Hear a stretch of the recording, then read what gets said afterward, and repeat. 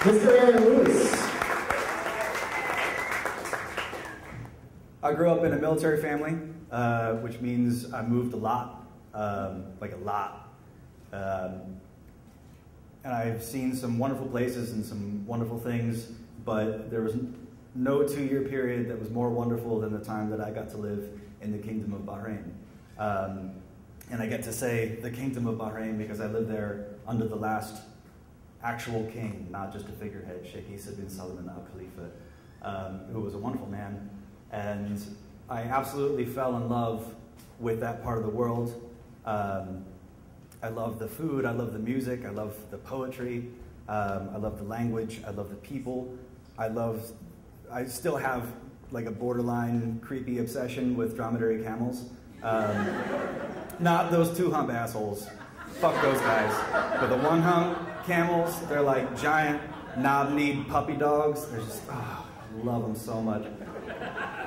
But, so Bahrain is a very small country, just off the coast of Saudi Arabia. And my dad got stationed there to sell F-16s to the Bahrainis. You know, big $16 million aircraft. And they were selling, you know, the US was selling them other stuff. You know, jeeps, tanks, guns, ships, boats, can openers, sporks, all that kind of shit. But as a result, there was a heavy military presence and a heavy contractor presence.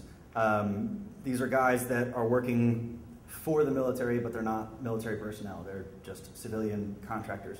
And a lot of warehouses to keep all this shit that we're selling to the Bahrainis. So, important detail, remember that. Downtown Manama, the capital of Bahrain, was a wonderful, magical, sort of anachronistic place where the souks, there was all kinds of different markets, and some of them were very modern and wealthy and built up, and they were, you know, romantic in their own right. But then there were also the markets that were more like something out of an Indiana Jones movie, which is like way fucking rad. But to get to all of them, you go to downtown Manama, and there was this parking lot that we'd park in, and there was a gentleman who worked washing cars in the parking lot who went by the traditional Arabic name Matthew. I think I'm saying that right. But so Matthew was capable of absolute wizardry with his bucket of dirty water and his dirty rag, and he'd make your car look like it just rolled off the factory lot. I would call it the car washer's paradox.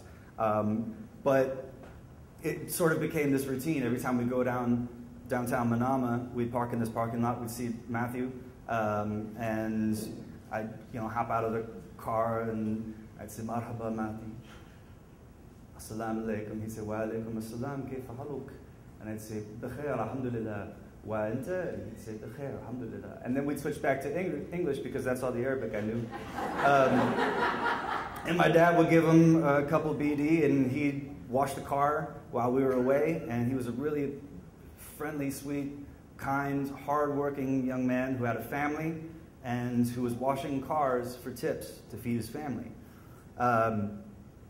So 2 years were coming to an end. My dad got a new assignment to Kunshan, Korea, and he called up one of the contractors that he had worked with that ran one of the warehouses that kept all the sporks and can openers and shit, and he said, hey man, you ever go downtown Manama? And he said, yeah. He said, do you ever park in the parking lot where the guy washes cars? And he goes, yeah, Matthew, that's amazing what he does with a bucket of dirty water. Says the same thing I said to you. And my dad says, yeah, why don't you hire him? And this guy says, shit, man, I never thought about that. Yeah, I'll find him and I'll talk to him, see if he's interested in working in the warehouse. So overnight, Mahdi, goes from washing cars for tips in a parking lot in downtown Manama to having a government job, just like that. And he's got paid time off and all the shit that I'm still working for. But the next time we go downtown, We go to the parking lot, and Matthew comes up, and it's probably one of his last days washing cars, and he's got this this jewelry box, and he comes up and he gives it to my dad, and my dad opens it, and it's a solid gold bracelet, like an ID badge bracelet, something that must have cost him at least a year's worth of wages washing cars. And my dad looks at it and says, I can't accept this. And in Matthew's culture, if you give a gift to someone, it's almost insulting if they can't give you something back of equal or greater value. So something that was of equal value to a 10-minute phone call that my dad made was a solid gold bracelet that he still has. And I learned two very valuable lessons that stuck with me. One, if you can do a small favor for someone, do it. Especially if it doesn't cost you anything, because a small favor to you might mean the world to someone else. Second one was go out of your way to say thank you, because that sticks with people.